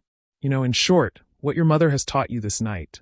That winter is survived not by grand gestures or elaborate preparations, but by small consistencies, by the daily and nightly attention to basic needs, by the willingness to wake in the cold and do what must be done. By the understanding that we are never truly alone in the darkness, that others have faced the same cold and passed down the knowledge we need to face it ourselves. And you know that one day, when you are the elder, when your own children or grandchildren wake in the cold night, you will do for them what your mother has done for you. You will rise and stoke the fire. You will warm milk and sweeten it with honey. You will cut bread and cheese. You will crack nuts and brew herbal water. You will sit with them in the firelight and tell them what you have learned, passing forward the wisdom that was passed to you, maintaining the chain that has held firm through centuries of cold nights and dark winters. This knowledge settles into you like warmth, like food, like something solid you can build upon. The winter night releases you gently into sleep, and you go willingly, knowing that morning will come, that the cold can be withstood, that you have what you need. Outside, the stars will slowly in their courses. The frost deepens on the fields. The animals sleep in their stalls, warm with their own breath. And in houses across the valley, across the region, across all the cold lands gripped by winter, people are doing what people have always done, tending small fires, eating simple food, caring for each other through the darkness, surviving through to dawn. The night is long, but it is not infinite. The cold is deep, but it is not insurmountable. And the food eaten in darkness, humble, simple, chosen with care and prepared with knowledge, is enough to carry you through. It has always been enough. It will always be enough. You sleep deeply now, dreamlessly, held by warmth and fullness and the quiet certainty of morning coming. The night moves on without you, but you have done what needed to be done. You have eaten to withstand the cold. You have tended and been tended. You have participated in the ancient, ongoing act of survival that is also, in its way, an act of defiance and hope. And when dawn comes, pale and cold but undeniable, you will wake and rise and resume the work of living.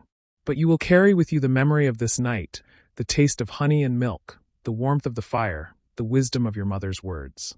You will carry it through the day and into the next night, and the next through all the long winter still ahead. This is how winters are survived. This is how knowledge persists. This is how love is enacted in its most practical, essential form.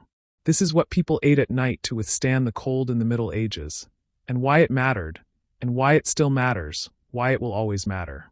The night releases you into sleep, and you rest, warm and fed and held, until morning breaks gentle and gray across the frozen land. You stand at the threshold between sleep and waking, that narrow margin of consciousness where the boundaries of time grow thin and permeable. The embers in your hearth have burned down to a dull crimson glow, and you find yourself reaching for the poker. Not to stir the fire back to life, but simply to touch something solid, something real. Your hand closes around the worn wooden handle, smooth from decades of use before it came to you, smooth from your own grip these past years. The weight of it grounds you here, in this moment, in this particular winter night that somehow contains all the winter nights you have known. Outside, the snow has stopped falling. You cannot see this. The shutters remain closed against the cold, but you sense it in the quality of silence that has settled over the village. Snow falling makes its own soft sound, a whisper of accumulation, and now that whisper has ceased. What remains is the deeper quiet of snow already fallen, that peculiar hush that seems to muffle even thought itself. You set the poker back in its place beside the hearth and pull your blanket more closely around your shoulders. The wool still holds the faint scent of the lanolin that was never quite washed away, mixed now with wood smoke and the ghost of tonight's meal. Tonight you ate the way your grandmother taught you to eat on the coldest nights, the way her grandmother taught her, reaching back through generations to a time before anyone now living can remember. You began with the thick pottage. Barley and beans and turnips simmered until they surrendered their individual textures and became something unified, something greater than the sum of their parts. You ate it slowly, letting each spoonful warm you from the inside, feeling the heat spread through your chest and down your limbs.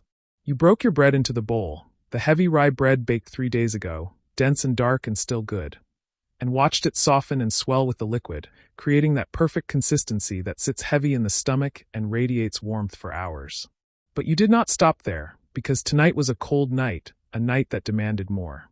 You carved thin slices from the piece of bacon hanging in the larder, that precious strip of salted pork fat that must last until the pig can be slaughtered again in the autumn. You laid the slices in your small iron pan and set it directly on the coals, watching the fat begin to shimmer and run, listening to the gentle sizzle that is one of winter's most comforting sounds.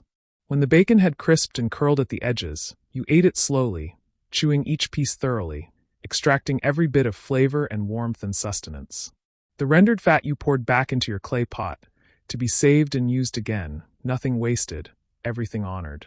And then you made yourself the drink that your body craved, the drink that has sustained people through cold nights, for as long as there have been cold nights and people to endure them.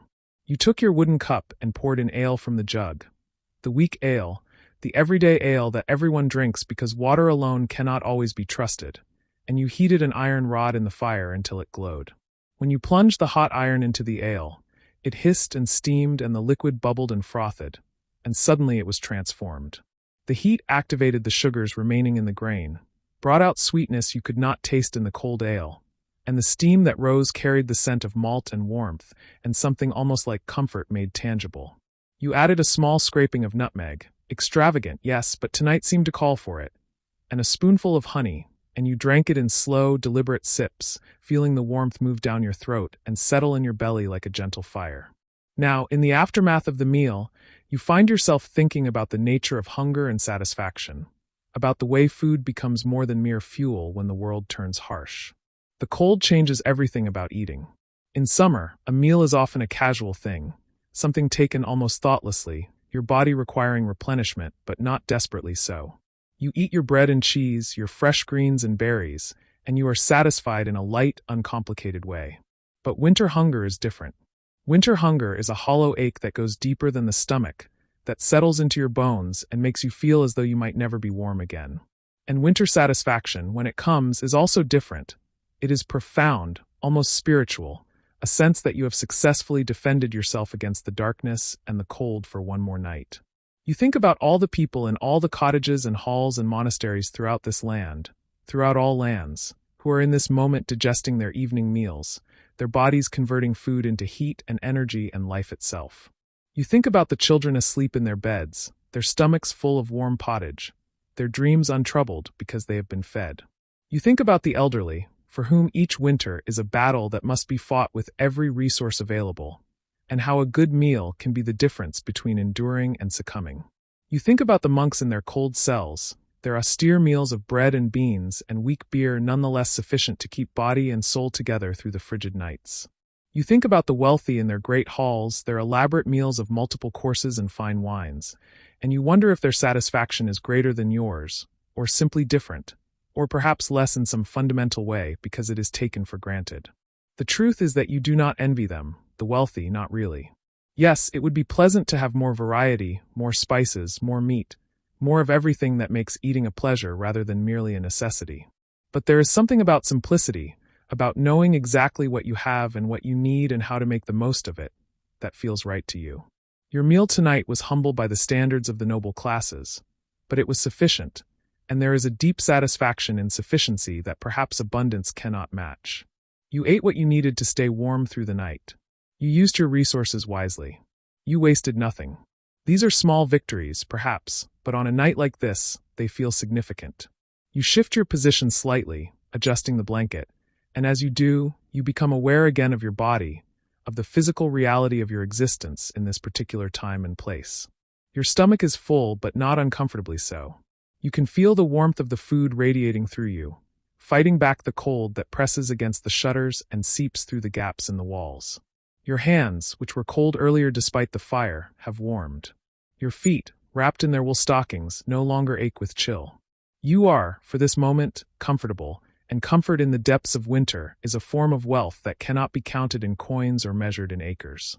You find yourself remembering a particular winter from your childhood, a winter that seemed endless, when the snow began falling in November and did not truly cease until March.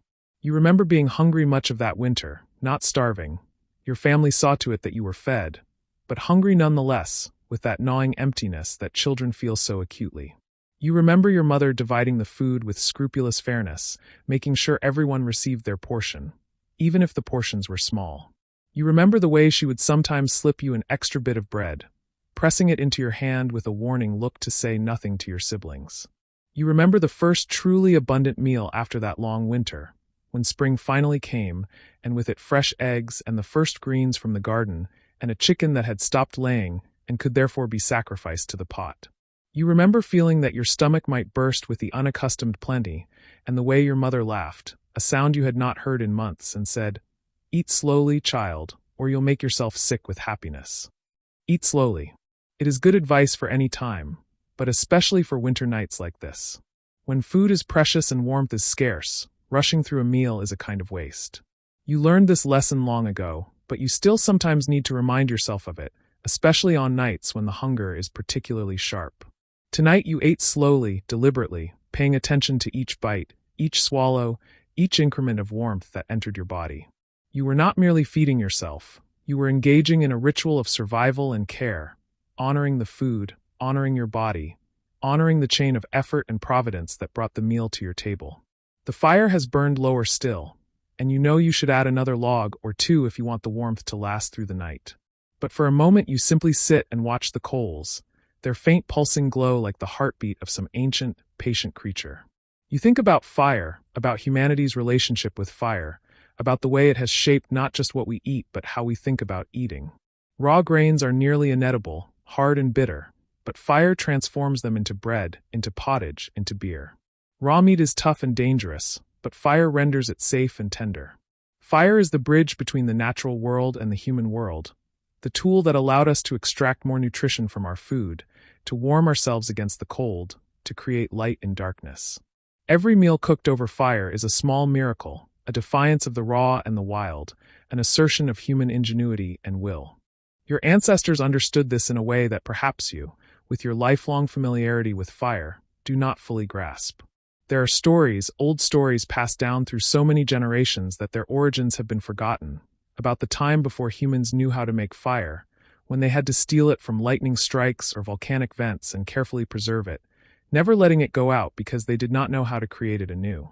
Those must have been terrifying times, you think, when fire was a precious gift that could be lost, when letting the hearth go cold meant not just discomfort but genuine danger.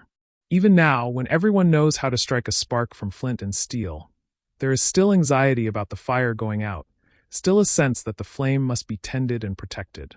You banked your fire carefully each night before bed, covering the coals with ash to preserve them until morning. To wake to a cold hearth is to wake to defeat, to the knowledge that you must start again from the beginning, that the continuum of warmth has been broken. But tonight your fire will not go out. You rouse yourself from your reverie and add 2 more logs to the hearth, placing them carefully so they catch and burn slowly rather than flaring up quickly and consuming themselves. You watch as the bark begins to blacken and smoke, as small flames lick along the edges of the wood, as the fire gradually takes hold and grows. The increased light pushes back the darkness in the corners of the room, and the increased heat reaches your face and hands. You settle back into your position, satisfied that you have done what needed to be done. Outside, somewhere in the village, a dog barks twice and then falls silent. You hear the muffled sound of footsteps crunching through snow, someone making their way home from a neighbor's house, perhaps, or stepping outside to check on livestock one final time before bed. The footsteps pass and fade, and the silence returns. You are alone again with your thoughts and your fire and the lingering satisfaction of your meal. You think about the morning, about what you will eat when you wake. There is bread left, enough for several days if you are careful. There is the pottage, which will be even better tomorrow after the flavors have had more time to meld. There are oats for porridge, and a bit of dried fruit you have been saving. There is enough. There is always just enough, if you are careful, if you plan, if you do not give in to fear or greed. This is one of the great lessons of winter.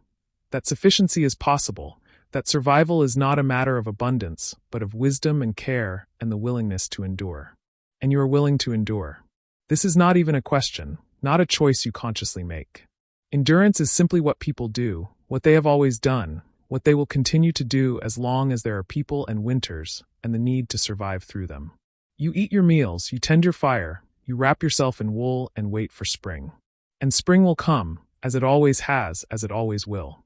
The snow will melt, the earth will thaw, the first green shoots will push up through the mud, and you will walk outside without shivering and turn your face to the sun and feel warmth that requires no fire, no fuel, no effort on your part. But that is then, and this is now, and now is what requires your attention. You close your eyes for a moment, not sleeping but simply resting, letting the warmth of the fire and the fullness of your stomach lull you into a state of peaceful half-awareness. In this state, time seems to slow and thicken, each moment expanding to contain multitudes. You are aware of your breathing, steady and calm. You are aware of your heartbeat, strong and regular. You are aware of the processes of digestion happening within you, your body breaking down the food you ate, extracting nutrients, converting substance into energy. You are a small furnace, burning slowly, maintaining the temperature necessary for life. The fire in your hearth and the fire in your body are mirrors of each other, both requiring fuel, both requiring oxygen, both producing warmth that pushes back the cold. This is what your ancestors understood, what generations of winter survivors have understood. That eating in winter is not merely about satisfying hunger, but about maintaining the internal fire, about keeping your body warm from the inside. The foods you eat on cold nights are chosen not just for their availability or their taste, but for their ability to sustain warmth. Fat, because it burns slowly and provides lasting energy. Grains and beans, because they are substantial and filling. Warm liquids, because they bring immediate heat to your core. Everything has a purpose, everything is chosen with care, nothing is random or frivolous. You think about the coming weeks, about the fact that winter is not yet half over, that there are months of cold still ahead. Your stores are adequate, but not abundant. You will need to continue being careful, continue rationing, continue making choices about when to eat more and when to eat less. There will be days when you are hungrier than you would like to be. There will be nights when you go to bed with a stomach that is not quite full. But there will not be starvation, not this year, not if the stores hold and the winter does not prove unusually harsh. You have enough. You have planned well. You will survive. And survival, you think, is its own form of success. Not the glorious success celebrated in songs and stories, not the success of conquest or wealth or fame, but the quiet, persistent success of simply continuing to exist, day after day, night after night, through cold and darkness and difficulty. Most people's lives are made up of this kind of success, this steady endurance that requires courage of a sort that is rarely acknowledged or praised. You do not expect praise.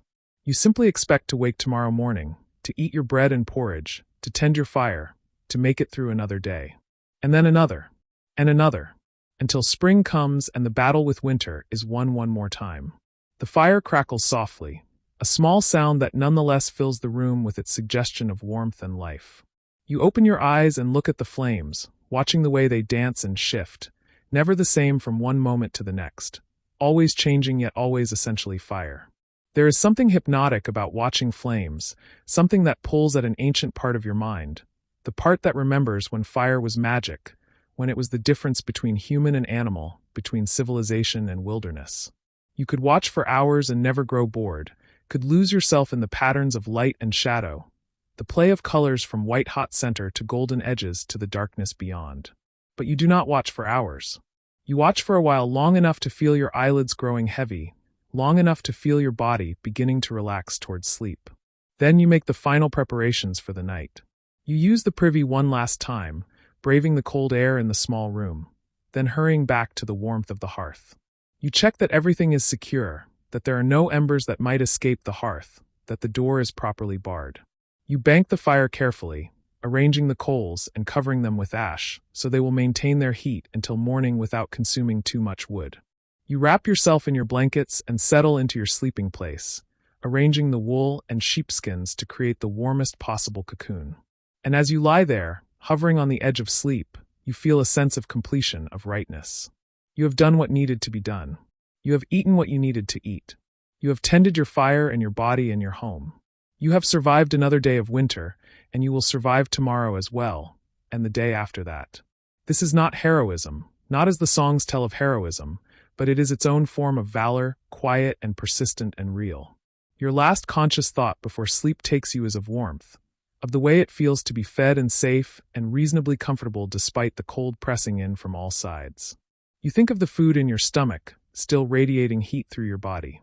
You think of the fire in the hearth, its coals glowing beneath their blanket of ash, holding warmth through the darkness.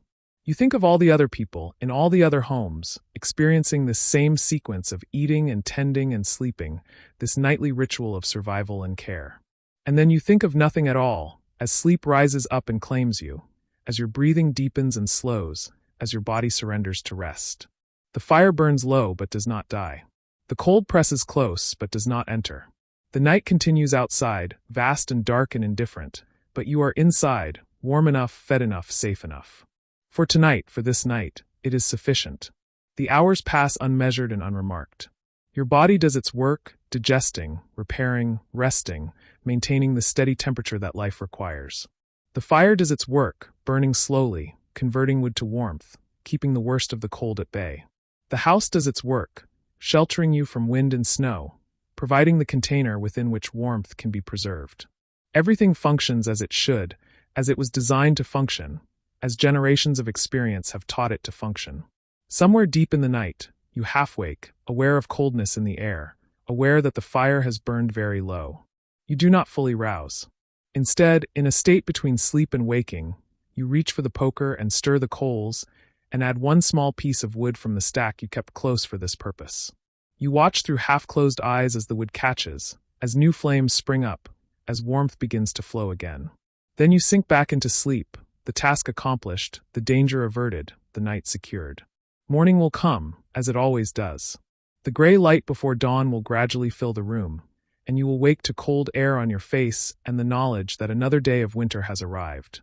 You will rise and stir the fire fully awake and eat your breakfast and face whatever the day requires. But that is not yet. That is still hours away. For now, there is only the deep night and the warmth of your bed and the slow, peaceful rhythm of your sleeping breath. The food you ate sustains you through these hours. The warmth it generated has spread through your body, has been absorbed and integrated, has become part of you. You are warmer for having eaten, stronger for having been nourished, more capable of enduring because you took the time to eat well and eat properly. This is the simple truth of winter survival. That food is warmth, that warmth is life, that taking care of your body is the first and most important task.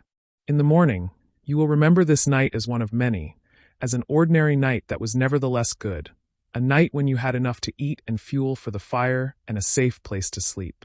You will not think of it as remarkable because it was not remarkable, and that is precisely what makes it valuable.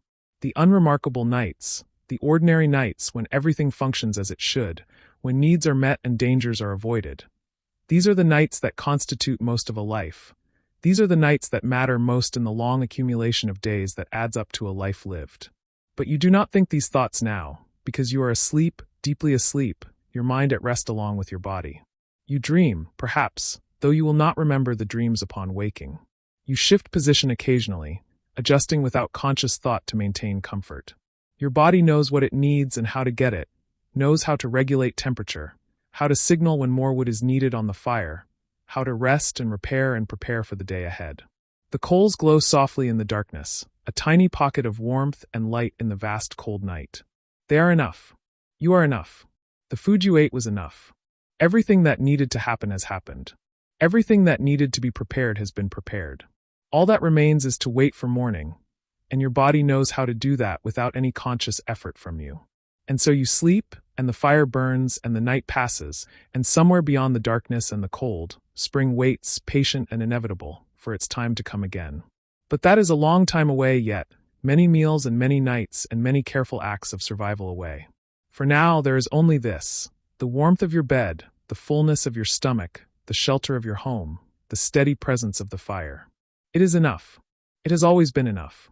It will continue to be enough, as long as you tend it with care, as long as you eat what you need to eat, as long as you remember that survival is made of small, quiet acts repeated faithfully, day after day, night after night, season after season, year after year. The night holds you in its dark embrace, and you rest within it safe and warm and fed, a small point of life and warmth in the cold vastness of winter, enduring, persisting, surviving. And in that survival, in that simple continuation, there is a victory that needs no celebration, that exists simply and fully in itself, complete and sufficient and right. The moon has traveled its arc across the winter sky, and you find yourself standing once more at the threshold of the cottage, looking back into the hearth-lit room where so many nights of your medieval life have been spent in quiet preparation, in careful tending, in the slow work of survival. The embers glow with that peculiar deep orange that speaks of oak burned down to its essential heat, and the pot hanging above them still holds the remnants of tonight's meal. A barley pottage thickened with the last of the dried peas, enriched with a knob of tallow that turned the broth glossy and rich. You have eaten well tonight, or as well as winter allows, and the warmth has spread from your belly outward to your limbs, a radiating comfort that makes the cold seem, for this hour at least, a distant concern rather than an immediate threat. You think of all the nights that have come before this one, stretching back through the seasons, through the years, through the generations of your family who stood in this same spot and looked into this same fire, or one much like it. The knowledge they passed to you, how to dry the right mushrooms in autumn, how to salt fish so it keeps through Lent and beyond, how to render fat and store grain and coax flavor from bones that have already given their meat. This knowledge is not written in any book you will ever see. It lives in your hands, in the rhythm of your stirring, in the way you can tell by scent alone when the porridge has cooked long enough, when the ale has begun to sour, when the bread dough has risen to its proper height. This knowledge is the inheritance of the poor and the patient, and it has kept you alive through winters that took others, through fevers and famines and the long gray stretches when hope itself seemed a luxury you could not afford. Tonight, as on so many nights, you prepared your food with the understanding that it must do more than satisfy hunger. It must fortify. It must insulate. It must provide the fuel that keeps your blood moving, your thoughts clear, your body capable of rising before dawn to begin the work again. The thick pottage you spooned into your wooden bowl was dense with intention. The barley swollen with long cooking, each grain soft and yielding, releasing its starches into the broth to create a consistency that clings to the spoon, that coats the throat, that settles heavily and warmly in the stomach. You added dried sage from the bunch hanging by the door, its gray-green leaves crumbled between your palms, releasing that sharp, slightly peppery fragrance that cuts through the earthiness of the grain. Sage for warmth, sage for digestion, sage because it grows well in the cottage garden and asks little in return. There was an onion too, one of the last from the string in the loft, its papery skin rustling as you peeled it away to reveal the white flesh beneath, pungent and crisp. You chopped it fine and added it early, letting it soften and sweeten in the pot, becoming almost translucent, melting into the background of the pottage but lending its essential savor to every mouthful. Onions keep well through winter if they are harvested dry and stored properly, and you have learned to ration them, to use half when you might wish to use a whole, to save the green tops in spring and replant them for the next year's harvest. This is the calculus of winter eating, not abundance but strategy, not indulgence but careful measure. And then the fat. Always, in winter, the fat. Tonight it was tallow, beef fat rendered down last autumn when the manor's cattle were slaughtered and the poorest cuts and trimmings were distributed among the tenants. You remember the day of rendering, how you cut the fat into small pieces and set them in the big iron pot over a slow fire, watching as the solid white chunks gradually liquefied, releasing their oils, turning golden and then clear. The cracklings that remained, the small bits of tissue and meat that would not melt, you salted and ate warm, a rare treat, rich and savory and deeply satisfying. But the liquid fat you strained through cloth into a crock, and as it cooled it solidified again, smooth and pale, ready to be portioned out through the cold months. A spoonful in the morning porridge, a chunk melted into the evening pottage, a smear across dark bread to make it filling enough to sustain a body through hours of labor. Fat is heat. Fat is endurance. Fat is the difference between shivering through the night and sleeping soundly despite the frost that creeps across the inside of the shutters.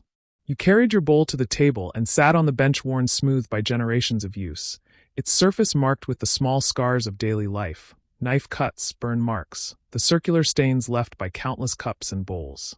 The steam rose from your pottage in soft curls, carrying with it the scent of all its components melded together. No single ingredient dominating, but all contributing to a whole that is greater than its parts. You ate slowly, as you have learned to do, letting each spoonful rest on your tongue before swallowing, tasting the barley's gentle sweetness, the onion's depth, the sage's warmth, the tallow's uncomplicated richness. Eating slowly makes the meal last longer, makes the warmth spread more gradually through your body, makes the single bowl feel almost like abundance. Beside your pottage sat a piece of bread, dark and dense, made from rye and barley flour with a small amount of wheat mixed in. A better loaf than many you have eaten, though still coarse by the standards of those who live in the manor house. You tore off a piece and used it to sop up the thick broth, the bread soaking up the liquid and the fat, becoming soft and flavorful, almost a different food entirely from the dry, hard loaf it began as. This way of eating bread as a tool, as a vessel for other flavors, is so habitual you rarely think of it, but tonight you notice the pleasure of it, the way the bread and the pottage become one thing inseparable, each making the other better. When your bowl was empty, you did not immediately rise. You sat for a while longer, feeling the food settle, feeling the warmth radiate outward from your core. Your fingers, which had been stiff and clumsy when you first came in from the cold, now moved easily, flexing and curling without pain. Your toes, which had ached with that deep bone cold that comes from standing too long on frozen ground, now tingled with returning sensation, the blood flowing freely again. This is what the night meal is for, not merely to stop hunger, but to restore the body, to repair the damage done by cold and work, to prepare you for sleep and for the morning that will come too soon.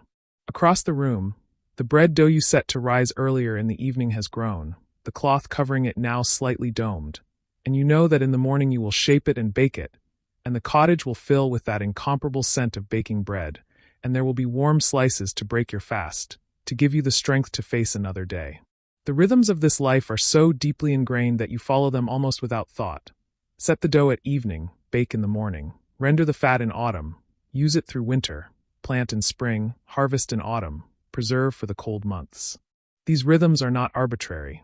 They are the accumulated wisdom of centuries, the patterns that work, the practices that keep body and soul together when the world outside is hostile and unforgiving.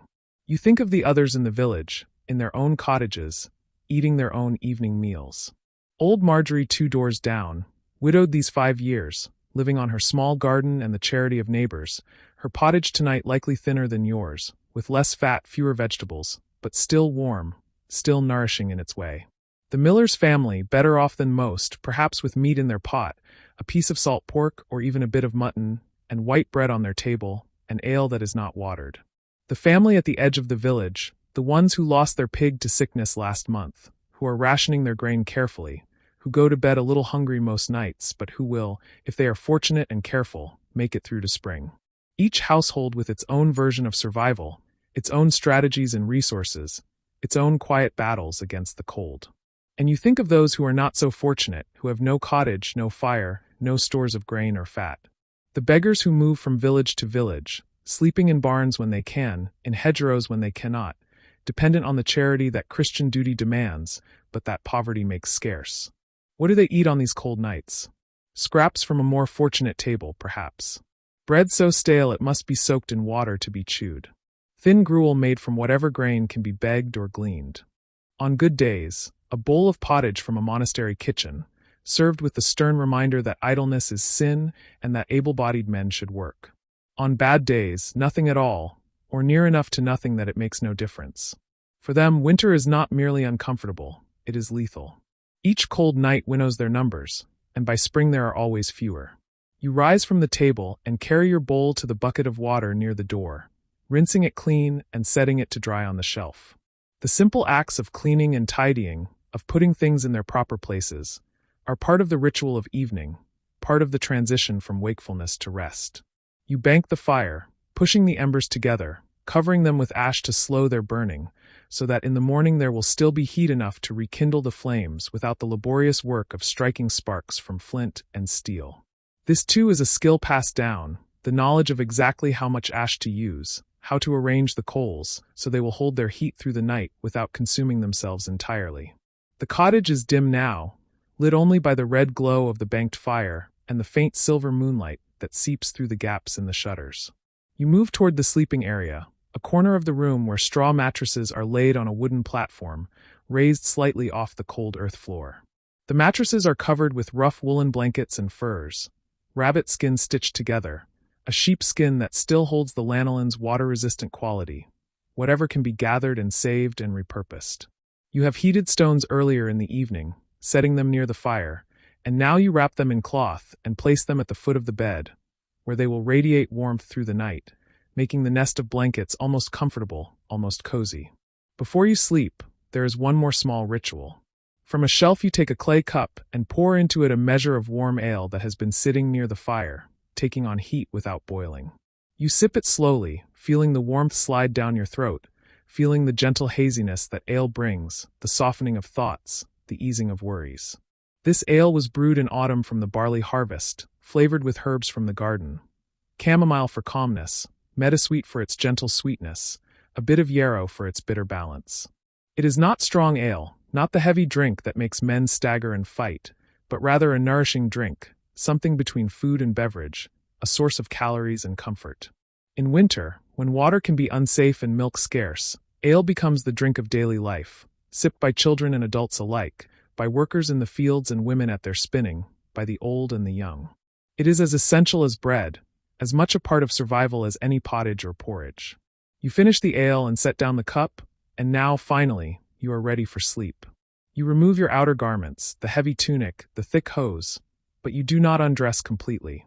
On a winter night, you sleep in your linen undertunic and woolen socks, keeping layers between your skin and the cold air that will surely find its way into the cottage despite the banked fire, despite the closed shutters, despite the straw packed around the base of the walls. You slide beneath the blankets, feeling the stored warmth of the heated stones, feeling the weight of the wool and fur pressing down, creating a cocoon of heat. Your body, well fed and warmed from within and without, begins to relax, the tension of the day draining away, the cold receding to the edges of consciousness. In the darkness, you are aware of the others breathing nearby, your family, your household, the people with whom you share this space and this life. Their presence is a comfort, a reminder that you do not face the winter alone, that survival is a collective effort, that the warmth you have created here is something built and maintained by many hands. The child who helped carry water, the partner who stirred the pot while you tended the animals, the elder who taught you which herbs to dry and how to store the apples so they do not rot. All of them are part of this warmth, this safety, this full belly and drowsy contentment. Outside, the winter night continues its slow arc toward dawn. The frost thickens on the bare branches of trees, on the thatch of cottage roofs, on the frozen ruts in the village paths. Small animals burrow deeper into their nests, their bodies slowed to near hibernation, their survival dependent on the fat they stored in autumn. In the forest, the deer strip bark from young trees, searching for anything to sustain them through the lean months. In the manor house, servants bank fires in the great hall and in the lord's chambers, and the kitchen falls quiet after the evening meal, though the ovens still hold residual heat, and a pot of spiced wine sits near the fire for anyone who wakes in the night and needs warming. In the monastery, the monks rise for midnight prayers, their breath visible in the cold chapel, their voices lifted in plainsong, and afterward they return to their dormitory where a single brazier provides minimal heat, their survival dependent not on comfort, but on discipline, on faith, on the sufficiency of their simple meals of bread and ale and boiled vegetables. And you, in your cottage bed, drift towards sleep with the taste of barley and sage and tallow still lingering in your mouth, with the warmth of the meal still suffusing your limbs, with the knowledge that you have done what can be done, that you have prepared as well as possible, that you have eaten to withstand the cold, and that tomorrow you will rise and do it all again. This is the medieval winter, not a season of stillness and beauty, though it has its beauties, but a season of constant effort, of small daily victories against cold and hunger, of meals that are as much medicine as nourishment, of warmth won through labor and planning and the accumulated wisdom of generations. Sleep comes gradually, not all at once but in stages, in layers. First the softening of thoughts, the way worries lose their sharp edges and drift into vagueness. then the slowing of breath, the deepening of rhythm, the body's surrender to its own need for rest. And finally, the crossing over into true sleep, into the realm where dreams mix memory and imagination, where the day's events replay in strange configurations, where the taste of pottage becomes the memory of summer sunshine on a field of barley, where the warmth of the fire becomes the warmth of a June afternoon when work was still hard but the cold was unimaginable, when the world was green and abundant and the winter ahead seemed distant and abstract. But even in sleep, some part of you remains aware of the cold, of its presence just beyond the thin walls of the cottage, of its patient, relentless nature. The cold is always there, always waiting, and warmth is something that must be constantly renewed, constantly tended, constantly fed with fuel. Wood for the fire, food for the body. There is no permanent victory over winter, only the daily effort to endure it, to outlast it, to make it through to the other side where spring waits with its own challenges, but also with its promise of renewal, of green things growing, of longer days and returning warmth. In your dreams, you are walking through snow, but you are not cold. You are carrying a bowl of something hot, though you cannot see what it contains, and the steam rises from it in shapes that seem almost meaningful, almost like words written in a language you once knew, but have forgotten. You are walking toward a light, a warm golden light that emanates from a doorway, and you understand without being told that this is a place of safety, of abundance, of warmth without end. But before you reach it, the dream shifts as dreams do, and you are instead standing in a field at harvest time, and your arms are full of grain, and the sun is warm on your back, and someone is calling your name, and you turn toward the voice and then you are awake, or nearly awake, hovering in that liminal space between sleep and waking, and you realize that the fire has burned low, that the cottage is very cold, that dawn is still an hour or more away, but that you have slept deeply and well, and that your body is rested, and that the meal you ate last night has done its work. You feel no hunger, no urgent cold, only the quiet satisfaction of a body that has been adequately fed and rested. You burrow deeper into the blankets, not yet ready to face the day, and you allow yourself to drift back toward sleep for a few more precious minutes, knowing that when you do finally rise, there will be work to do, a fire to build up, a meal to prepare, a day to face. But for now, in this quiet dark hour before dawn, you are warm enough. You are fed. You have survived another night of winter, and that is no small thing. That is, in fact, everything. The knowledge of how to feed yourself through winter, how to transform grain and fat and dried herbs into sustenance, how to create warmth from within and without. This knowledge is your inheritance and your insurance, the thing that stands between you and the cold oblivion that claims those who lack it. The moon is setting now, its light fading from the gaps in the shutters, and the darkness deepens for a while before the first gray intimations of dawn begin to show. This is the coldest hour, the hour when fires burn lowest, when bodies have exhausted the warmth of yesterday's food and not yet received the fortification of today's. This is the hour when the old and the weak and the sick sometimes slip away, their hold on life loosening, their bodies surrendering to the cold that has besieged them all through the winter months. But you are not old or weak or sick.